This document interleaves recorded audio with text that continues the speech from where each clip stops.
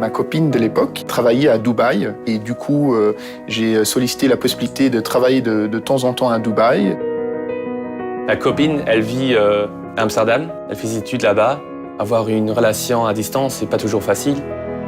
Le principal associé de référence a accueilli ça avec beaucoup d'enthousiasme. Il a vu ça comme une opportunité de business development par rapport à des clients du Moyen-Orient, participer à des missions économiques, de développer des contacts et de continuer à servir des clients que je sers aujourd'hui au Luxembourg, que j'ai pu rencontrer sur place, et aussi une opportunité d'épanouissement dans ma vie personnelle. Si on travaille pour un petit cabinet au Luxembourg, on n'a pas ces opportunités de voir le monde, même de voir d'autres bureaux. Je travaille dans le bureau d'Amsterdam pendant quelques jours.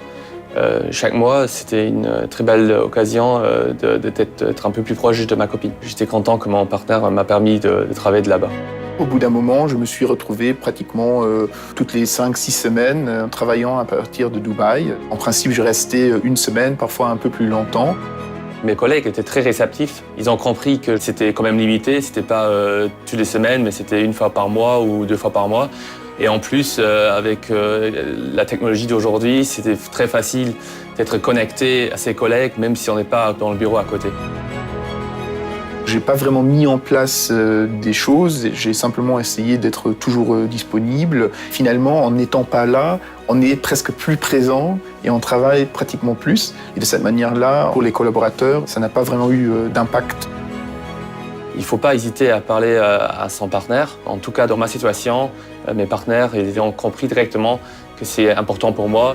Le conseil qu'il faut donner à tous les collaborateurs, c'est déjà oser s'interroger et ensuite mettre en place les éléments pratiques pour s'assurer que le flexi-travail se passe bien.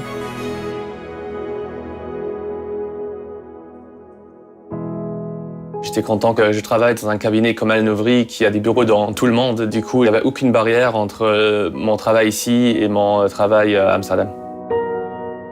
Le télétravail, c'est quelque chose de tout à fait naturel. Aujourd'hui, ce qui compte, c'est la qualité du travail, pas le lieu où on l'exerce. Alnovry, d'une certaine manière, donne cette capacité de respirer à ses collaborateurs. C'était une bonne expérience et qui m'a permis, finalement, sur le plan personnel, de concilier cette contrainte de distance et de manière positive, parce que ma copine de l'époque est devenue ma fiancée, elle est venue au Luxembourg.